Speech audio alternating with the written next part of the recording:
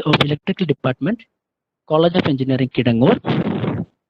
She did her MTech from NIT Calicut with first rank and has completed PhD from Calicut University. She's having more than 23 years of teaching experience, and she's also presently a member of Creative Curriculum Revision Committee and also the reviewer for two international journals in control system. Her areas of interest are control system, signal processing, and artificial intelligence. So we are actually lucky to have such a passionate faculty as our resource person today. Good afternoon, everyone. So today I would like to give you an overview about the contents in module 6 of electromagnetic theory. Actually, this electromagnetic theory module 6 can be divided into two parts. One is the plane waves propagating to different media, and the second part is, okay, as electrical people, we are more concerned about the waves through the transmission line. Okay. Now, in the last two sessions of electromagnetic field theory, Professor Dinulal explained the Maxwell's equations, which are the basis of any waves in a very effective manner. So these are the Maxwell's equations, and don't forget this throughout your EMT course. So here the first column, this is nothing but the differential form of Maxwell's equations, and the second column is nothing but the phasor form of that Maxwell's equation, and the third column are the laws from which these equations are derived. Now, what is an electromagnetic? We know that the electromagnetic waves, or simply waves, are means of transporting energy from one source to a destination. There are so many electromagnetic waves around us, like mobile signals, TV signals, radar beams, etc. But the mediums through which this electromagnetic wave travels differs. So we can generally classify these mediums into four categories, as the first one as free space, then conducting medium, and the dielectric, where this dielectric can again be divided into two, as a lossless dielectric as well as a lossy dielectric. So coming to the characteristics of this medium, we know that a free space, the conductivity is equal to 0. So it means that sigma equal to 0. And on the other hand, for a good conductor, the conductivity is approximately equal to infinity. It means that sigma is approximately equal to infinity. Now the difference between lossless and lossy dielectric is nothing but, in a lossless dielectric, as the wave propagates through that media, there are no power loss. But in a lossy dielectric, some power loss occurs when the wave propagates through that medium. So you can say that in a lossless dielectric, it is a perfect dielectric where the conductivity is approximately equal to 0, and for a lossy dielectric, the conductivity is not equal to 0. So first we will move on to the electromagnetic wave propagation in a lossy dielectric. So as I already told you, in a lossy dielectric, there are no power loss occurs. So we will consider a linear homogeneous lossy dielectric medium where the volume charge density rho v is equal to 0. So again we know that from the Maxwell's equations, curl E is equal to minus j omega mu h, and curl h is equal to sigma plus j omega epsilon into E. Now we will take the curl of the first equation, which will give you curl E is equal to minus j omega mu into curl h. Okay, now we have studied one identity where curl A, or you can say that del square A is equal to the gradient of divergence of A minus curl A, where A is any vector quantity. So you can write curl A is equal to nothing but gradient of div A minus del square A. So the previous equation can be written as curl E is equal to gradient of div E minus del square E.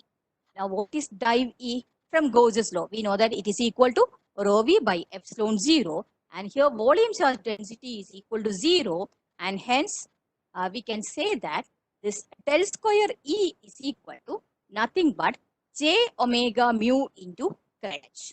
Again curl H. Curl H is equal to nothing but sigma plus j omega epsilon into E. So substituting that, we will obtain del square E is equal to j omega mu into sigma plus j omega epsilon into E. Now this term can be taken as a constant value which is equal to gamma square, where gamma is nothing but the propagation constant.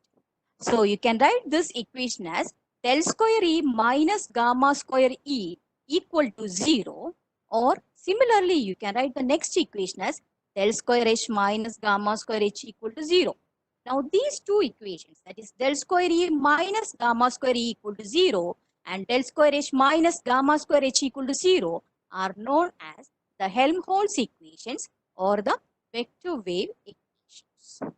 Now here you know that what is gamma square? Gamma square is equal to j omega mu into sigma plus j omega epsilon. Now here we can multiply this j omega mu inside. So it becomes equal to j omega mu sigma plus j square into omega square into mu epsilon. J square is nothing but minus omega. So this term becomes equal to minus omega square mu epsilon plus j omega sigma mu. And we know that this gamma is nothing but a complex quantity. So that can be defined as alpha plus j beta, where alpha is nothing but the attenuation constant and beta is nothing but the phase shift. So taking the square of this one, that is gamma square, which is equal to alpha plus j beta the whole square, it becomes equal to alpha square plus 2j alpha beta minus beta square, because j square beta square is nothing but minus beta square. So equating that with equation 6 and equating the real and the imaginary parts, that is taking the square of equation 7, then equating with the real and imaginary parts of equation 6, we will get two equations as alpha square minus beta square is equal to minus omega square mu epsilon, and 2 alpha beta is equal to sigma omega.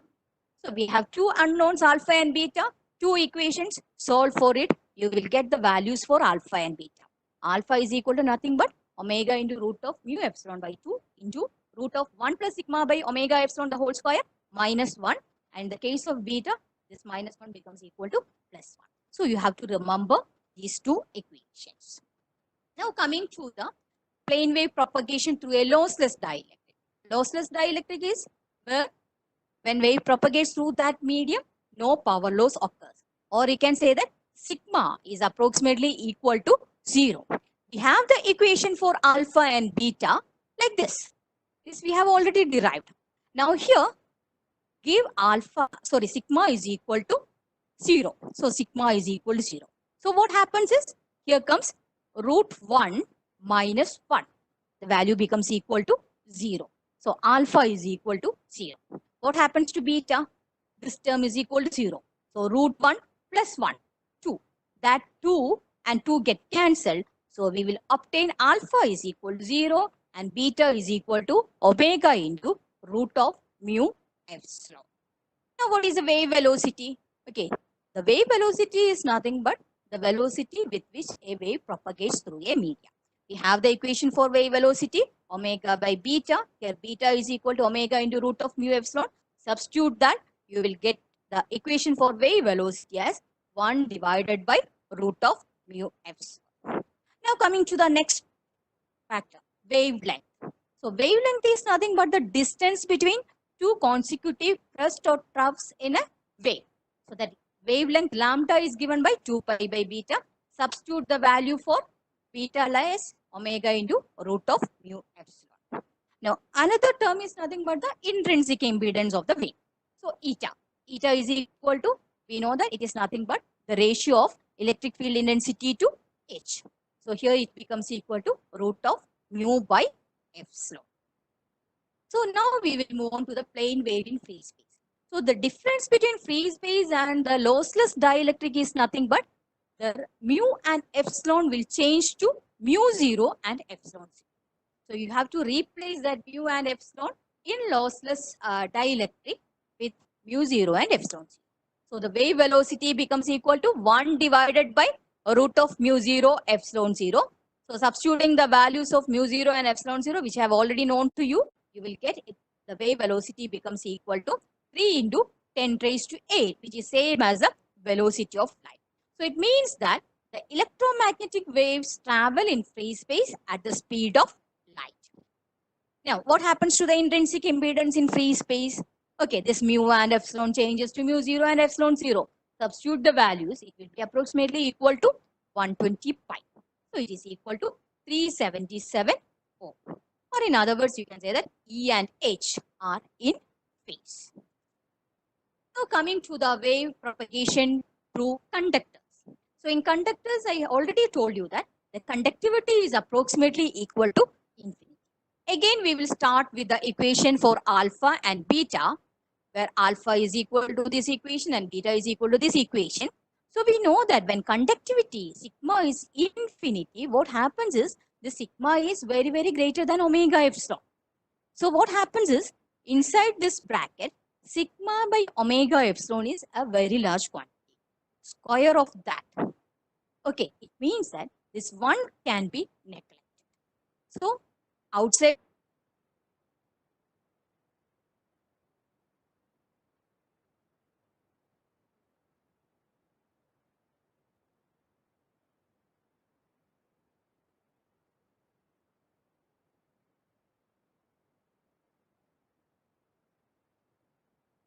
equal to 2 pi f.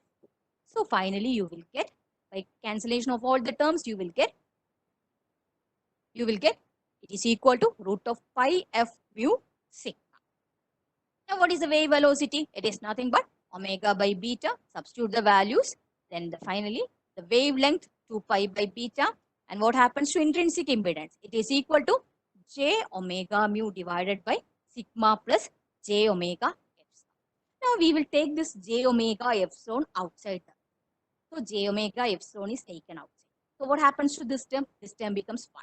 And here this term becomes equal to sigma divided by j omega epsilon. So we have taken one j omega epsilon outside. So that j omega and this j omega get cancelled. So the equation will become equal to mu divided by, here there is one j omega epsilon where j omega get cancelled. So we have one epsilon into 1 plus sigma by j omega epsilon. Again we know that the sigma by omega epsilon is very greater than 1. So we can neglect this 1.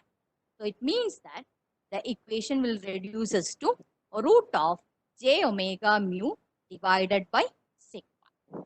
Now here alpha and beta are same, which means that the electric field intensity E and H are by an angle. There is a phase difference of 45 degrees. Or in other words, we can see that E leads H by an angle of 45 degrees.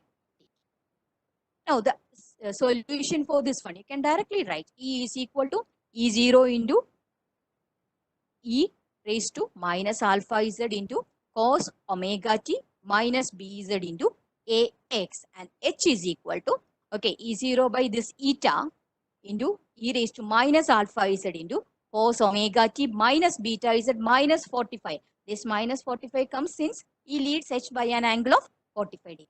So always we are assuming that the electric field intensity is along the X direction and the magnetic field is along the Y direction, and the wave is propagating through the Z direction.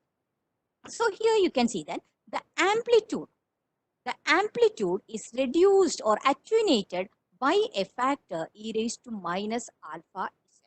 Or you can say that the amplitude is attenuated or decreased by the factor e raised to minus alpha Z while propagating in the Z direction. So, okay, you can see that it is attenuated. The amplitude is attenuated by a factor e raised to minus alpha Z. Or you can say that when an electromagnetic wave propagates through a conductor, this is nothing but the cross-section area of a conductor. So what happens is, as we go inside the conductor, the amplitude of electromagnetic wave decreases by the factor e raised to minus alpha Z. Or we can say that the core of the current carries very little current. Or in other words, you can say that most of the current flows through the surface of the conductor, which is termed as the skin. So here you can see that the amplitude is decreased by a factor e raised to minus alpha z. So the depth, the distance at which the wave amplitude is decreased by a factor e raised to minus 1 is termed as a new term, skin depth. So you can say that e raised to minus alpha z is nothing but equal to e raised to 0 into e raised to minus 1. E of 0 into e raised to minus 1. Or minus alpha z equal to minus 1, from where you will get alpha is equal to, z equal to nothing but 1 by alpha.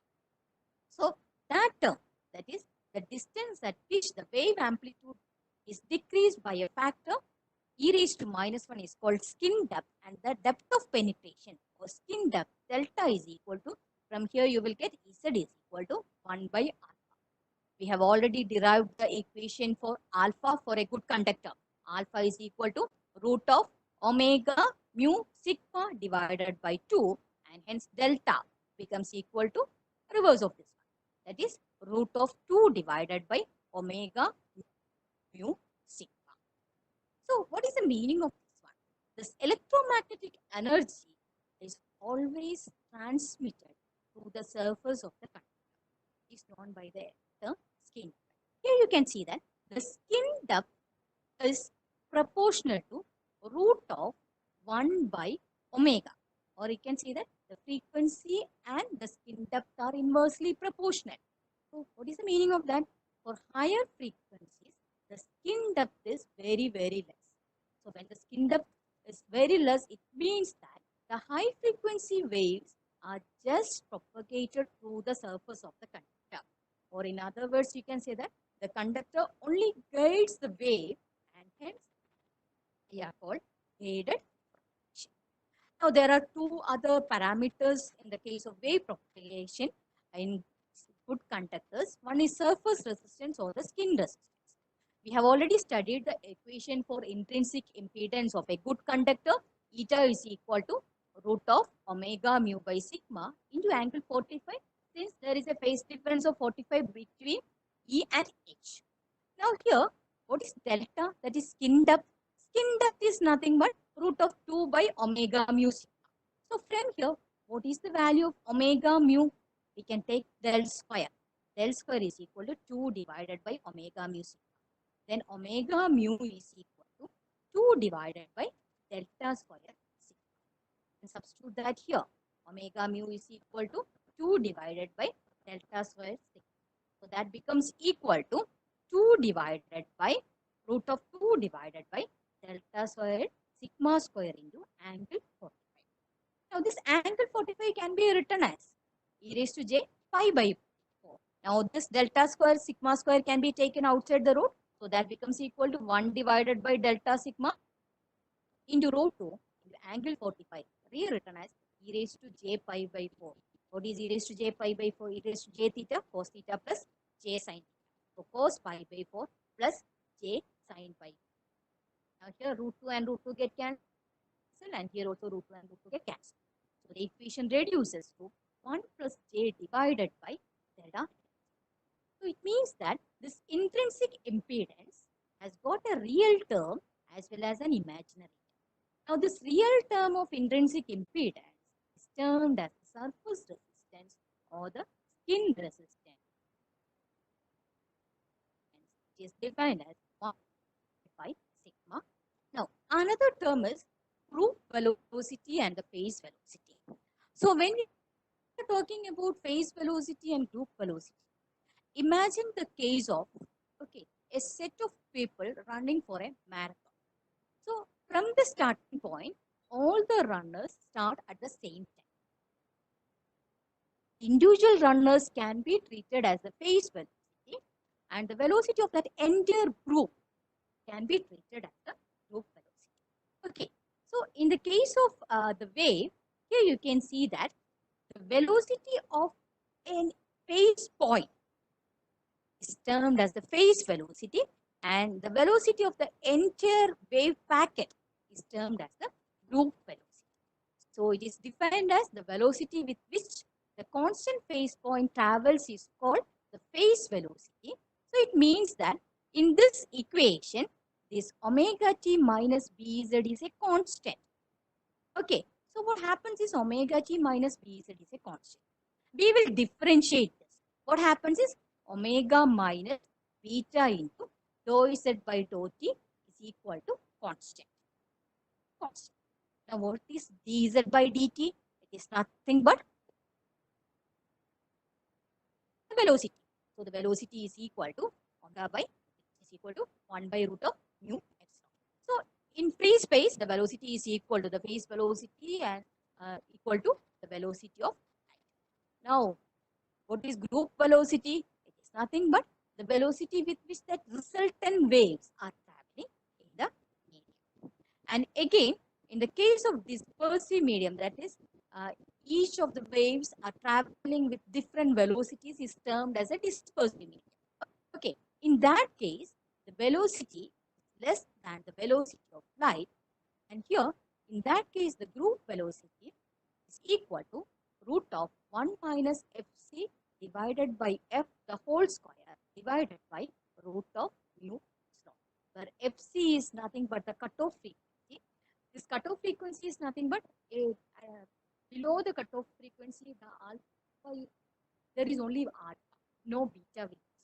So phase shift is means that there won't be any wave propagation when frequency is less than cutoff frequency.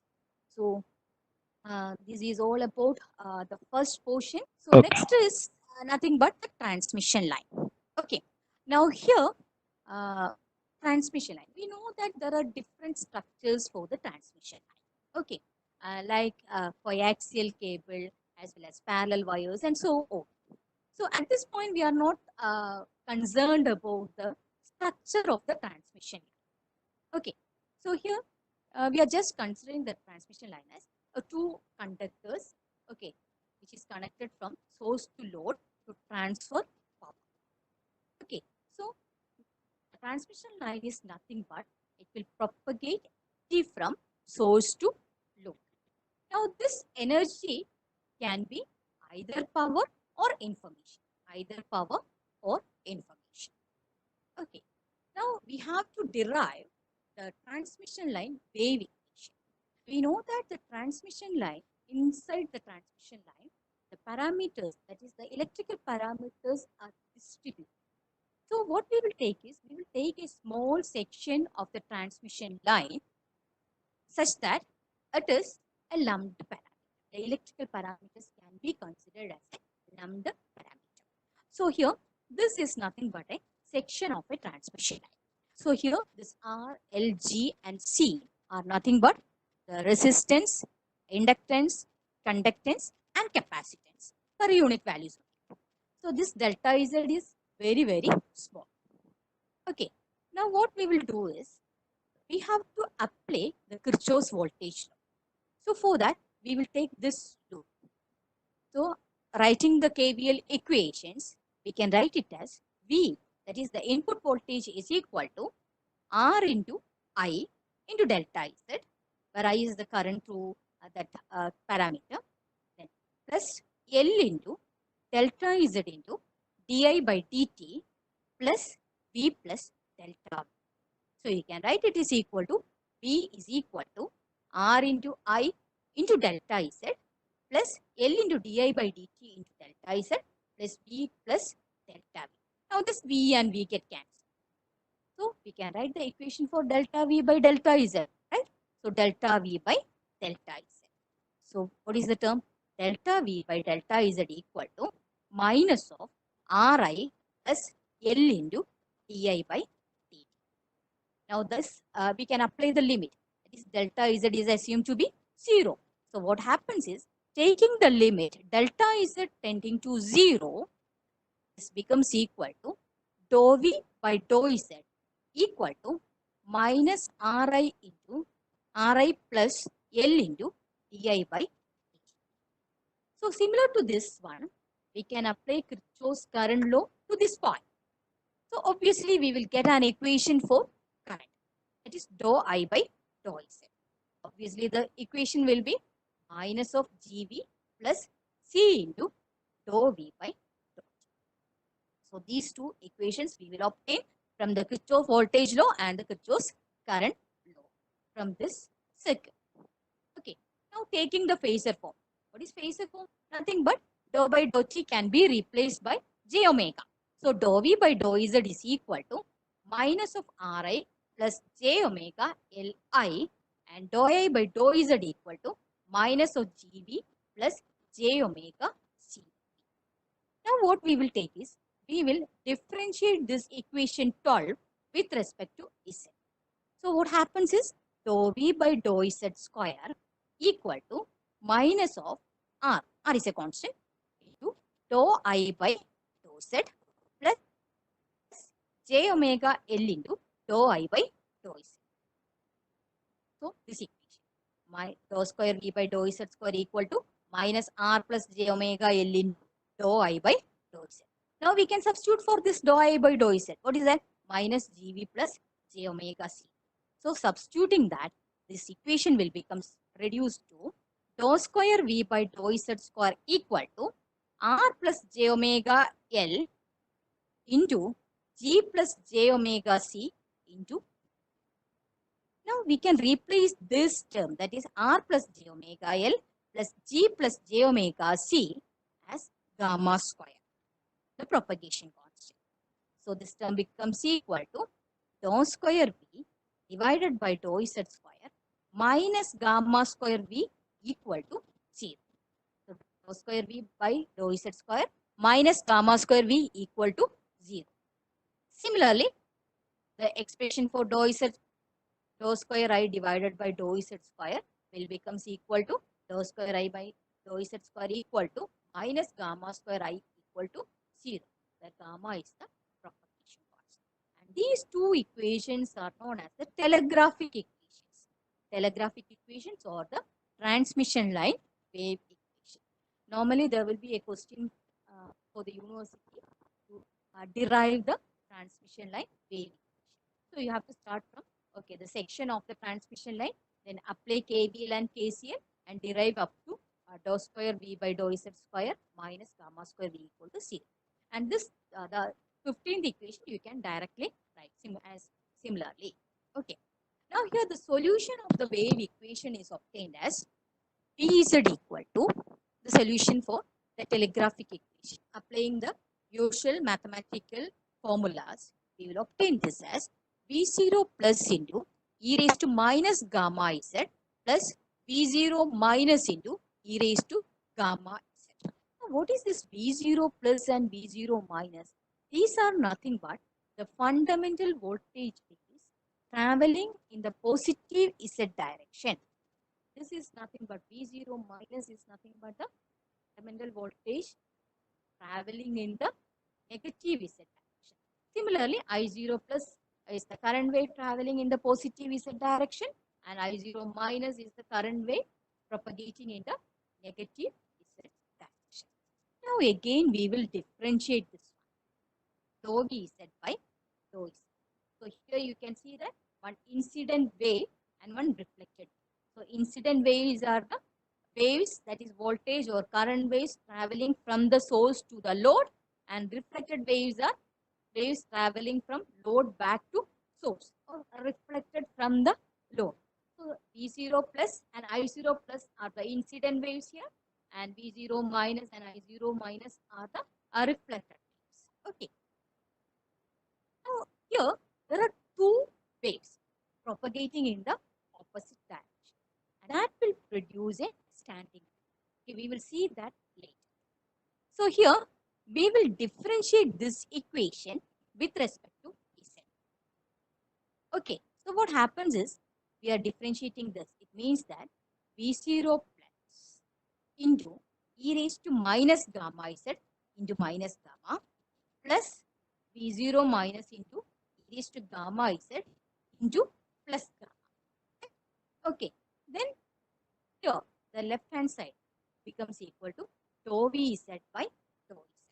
have one equation for dou Vz by dou Z. That is equation number 12. Previously, we have derived that. That is Ri plus j omega Li. So equating that and this one, write this as minus of Ri plus j omega Li is equal to minus gamma into E0 plus e raised to minus gamma Z plus gamma into E0 minus into e raised to gamma. So this minus and minus term cancelled. And what is I of Z then? I of Z becomes equal to, this term will come to left hand side. So this I of Z becomes equal to gamma divided by R plus j omega n. Okay, gamma divided by R plus j omega into V0 plus e raised to minus gamma z minus, because minus and minus get cancelled. So here comes a minus term. So always you have to remember this minus term. Okay. So V0 plus e raised to minus gamma z minus V0 minus into e raised to gamma z. Now, an equation for I. What is that? Equation 70. That is equal to I0 plus e raised to minus gamma z plus I0 minus into e raised to gamma z. Okay, substitute that. Okay, now you have two equations, this and this. Now, what will be the value of V0 plus divided by I0 plus E, nothing but R plus j omega L divided by gamma. What will be the value of minus V0 minus divided by I0 minus? Again, that will be equal R plus j omega L divided. So once again, this V0 plus divided by I0 plus equal to R plus j omega L by gamma, and minus V0 minus divided by I0 minus is equal to again R plus j omega L divided by gamma. V0 plus divided by I0 plus equal to minus V0 minus divided by I0 minus, which is equal to R plus j omega L by gamma. Gamma, you have derived an equation for gamma. Gamma square is equal to R plus j omega L into G plus j omega. So gamma is equal to root of R plus j omega L into G plus j omega. So cancelling the terms, obtain an expression as root of R plus j omega L divided by G plus j omega C. And this term is defined as Z0, which is known as the characteristic impedance of the transmission line.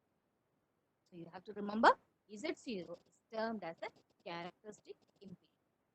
So this time we have discussed about the intrinsic impedance. Intrinsic impedance is nothing but the impedance of the wave when it propagates through a medium.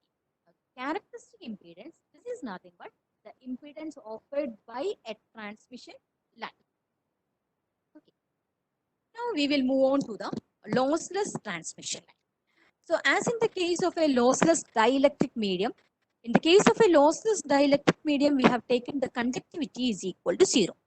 So here again, in a lossless transmission line, the power loss is equal to 0, which means that the power is lost only in the case of resistors and conductors. So it means that R equal to 0 and G equal to 0. Now what is the equation for propagation constant? Gamma is equal to root of R plus j omega L into G plus j omega C. Now here R and G are equal to 0, which means that it becomes equal to root of J square omega square L C. So that J square omega square can be taken outside. So the equation will becomes equal to J omega into root of LC. We have already known alpha gamma is nothing but a complex quantity which is defined as alpha plus J beta. That is attenuation constant plus J into phase shift. So here there is no alpha. There is no real part. So alpha is equal to 0 and beta is equal to omega into root of LC. So alpha is equal to 0 and beta is equal to omega into root of LC. Now what is Z0? Z0 we have the equation. Z0 is nothing but characteristic impedance, which is equal to a root of R plus j omega L divided by G plus j omega C. R equal to 0, G equal to 0. So what happens is j omega and j omega get cancelled. So characteristic impedance is equal to root of L by C. Now what is the velocity of propagation? U, wave velocity. That is equal to omega by beta. Now here what is the value of beta? Beta is equal to omega into root of LC. Substitute that. Omega and omega get cancelled. So this becomes equal to 1 divided by root of LC. Now the solution for lossless transmission line. In the case of a general transmission line, we obtain the solution as V of Z into V of Z equal to V0 plus into e raised to minus gamma Z plus V0 minus into e raised to plus gamma Z. So here you can see that here alpha is equal to 0. So since alpha is equal to 0, we can take that there is only beta term. So the solution will reduce to V of Z equal to V0 plus into e raised to minus beta Z plus V0 minus into e raised to beta Z. And similarly, I of Z equal to I of 0 plus e raised to minus beta Z plus I of 0 minus into e raised to plus beta Z. Now there are two more parameters as voltage reflection coefficient. Now here you can imagine that suppose some water or some liquid flows through a pipe and we are closing the other end of the pipe. What happens is the water hits the other end and it comes back. Suppose we are closing this end also. So what happens is the water wave, it is traveling from one end to another. But a point inside the pipe will feel as water is in standstill stage. So there is a reflection occurs from the other side. There may be short circuit or open circuit. Okay. So here you can see that we have to define how much a reflection occurs or how much or what part of waves are reflected from one end. So here we have V of Z equal to V0 plus into e raised to minus gamma Z plus V of 0 minus into e raised to gamma Z. Similarly, for I of Z, I0 plus into e raised to minus gamma Z plus I0 minus into e raised to minus gamma Z. And again, we have the equations for characteristic impedance as V0 plus divided by I0 plus, which is equal to minus of V0 minus divided by I0 minus equal to Z0. So without loss of generality, we can assume that suppose we have a source and we have a load. So the power or the energy is transferring from the source to the load. We can assume that at the load side, we will take Z equal to 0. It means that the generator will be at a distance of Z in this direction or at a point minus Z. Okay, so at Z equal to 0 or at the load side, if you are taking this V of Z term becomes equal to V of Z equal to V0 plus into e raised to minus gamma Z. What is e raised to minus gamma Z? E raised to minus gamma into 0. So e raised to 0 becomes equal to 1. Similarly, here e raised to 0 becomes equal to 1. So this becomes equal to V0 plus V0 minus. So V0 plus V0 minus. Now what happens to I0? Here, this I0 plus can be written as, this is I0 plus. What is I0 plus? V0 plus divided by Z. What is I0 minus? Minus V0 minus divided by Z. So once again, V0 plus divided by Z0 is nothing but I0 plus, and minus V0 minus divided by Z0 is nothing but I0 minus. So substitute that value of I0 plus and I0 minus in this equation. So what happens is V0 plus divided by Z0 into e raised to minus gamma Z. At Z equal to 0, what happens is this term becomes equal to 1 minus, what is I0 minus? That is equal to minus V0 minus divided by Z0 into e raised to gamma Z. Again, this term equal to 0. So we will obtain this equation. Or you can write what happens to V of Z by I of Z. This becomes equal to V0 plus V0 minus. These two terms equal to 1. So this becomes equal to V0 plus V0 minus divided by V0 plus minus V0 minus multiplied by this Z0. Because 1 divided by VC, this term divided by Z0 iota, this will move upwards. So V of Z divided by I of Z becomes equal to V0 plus V0 minus divided by V0 plus minus V0 minus into Z0. And this term or VZ by IZ, VZ is nothing but the voltage at the load side. What is IZ? IZ is nothing but the voltage at, sorry, the current through the load. So you can say that V of Z by I of Z, which is equal to the load impedance, is equal to V0 plus V0 minus divided by V0 plus minus V0 minus into Z0, the characteristic impedance. Now again, we will do one more thing here. We can take this V0 plus outside from the numerator as well as from the denominator. So the numerator will becomes equal to 1 plus V0 minus divided by V0. Similarly, the denominator will becomes equal to, we will take the V0 plus outside. So 1 minus V0 minus divided by V0 plus. So and that V0 plus get cancelled. So this equation will becomes equal to 1 plus V0 minus divided by V0 plus the whole divided by 1 minus V0 minus divided by V0 plus into Z0. Now we will define a new term V0 minus divided by V0 plus.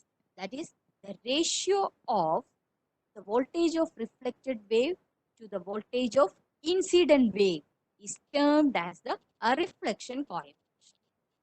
So if the two voltages are equal, V0 minus and V0 plus are equal, tau becomes equal to 1. What is the meaning of that? The entire wave is reflected.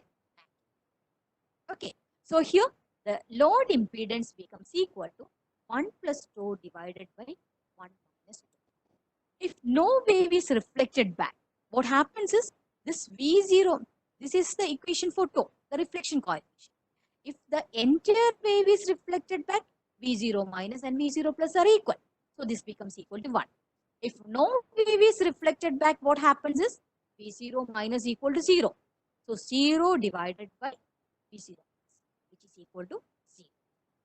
So you can see that the range of tau is equal to in between 0 and 1. So if the entire wave is reflected back, tau becomes equal to 1. And if no wave is reflected back, tau is equal to 0.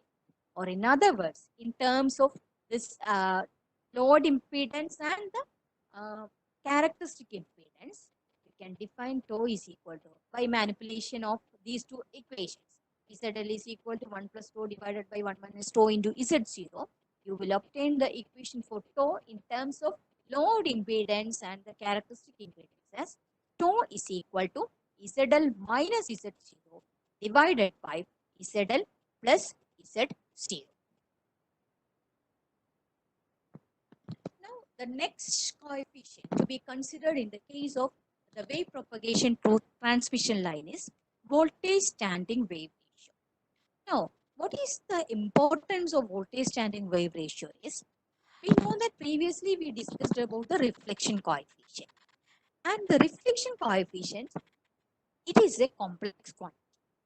So whenever we are talking about the complex quantity, to measure a complex quantity, we requires amplitude as well as the phase. And we know that it is difficult to measure phase.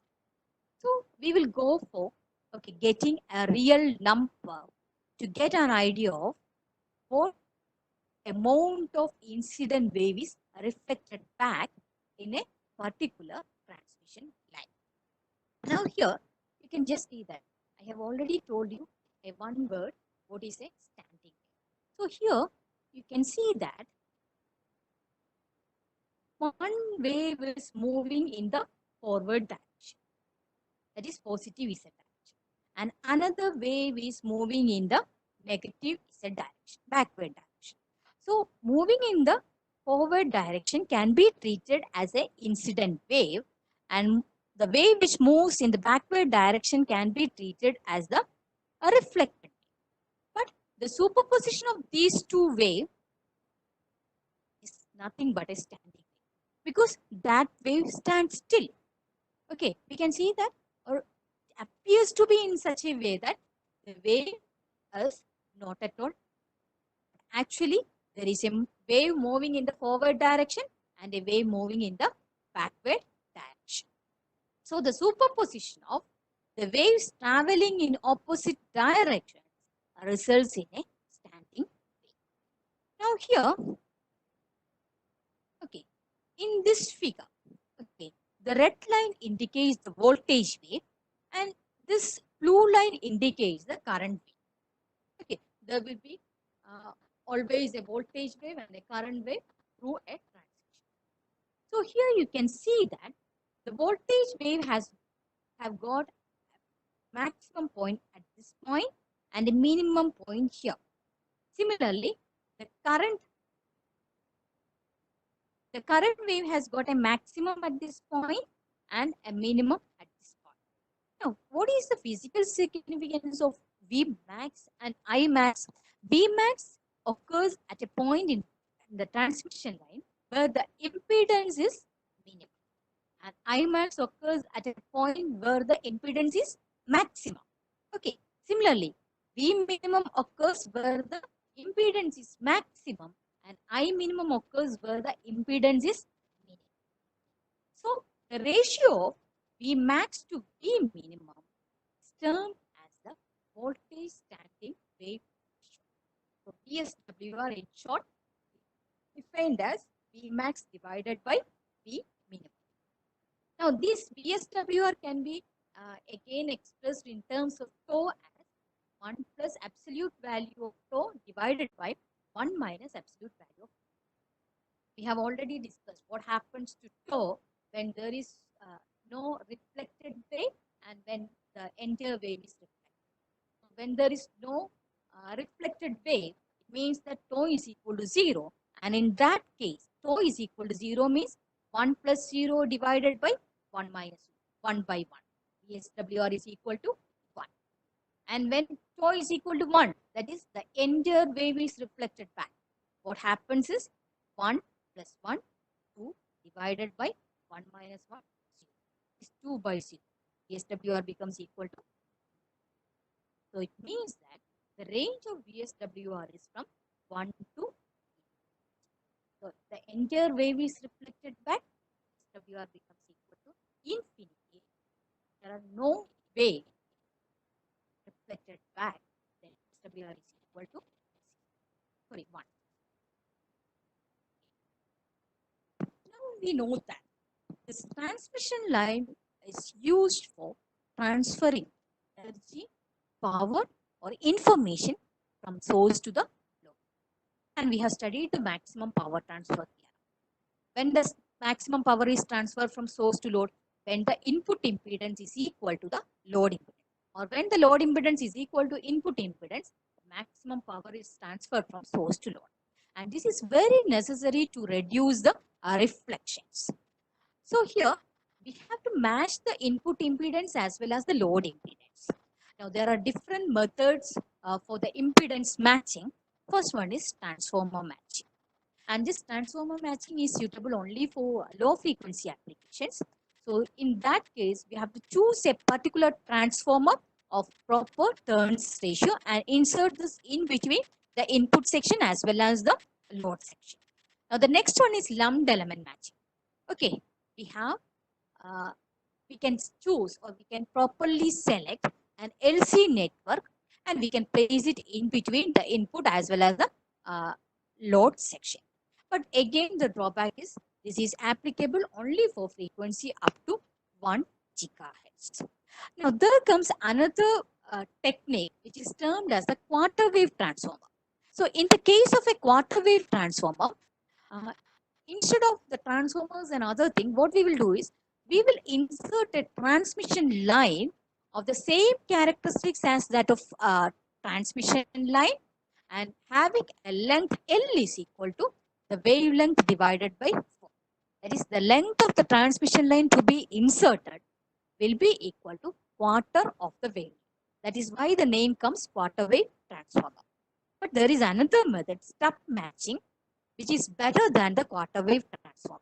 The stump is nothing but a piece of transmission line which is connected parallel to the main transmission line. So stub is nothing but a piece of transmission line connected parallel to the main transmission line. So like this. So this is nothing but a piece of transmission line connected parallel. And there are different way in which we can connect the stubs. So one is series connection, but it is not at all used nowadays. Now another one is shunt stub matching. And again, there are different types like single stub, then double stub and triple stub. So as the name indicates, in the case of a single stub, we will insert only one stub. Double stub, we will insert two stubs at two different fixed positions and so on. So next one is, what is electromagnetic compatibility and interference? So whenever we are placing an device in an electromagnetic field, okay, it is very much required that the performance of the device should not deteriorate due to the effect of the electromagnetic environment. So electromagnetic interference is the degradation in the performance of a device due to the electromagnetic fields in the environment.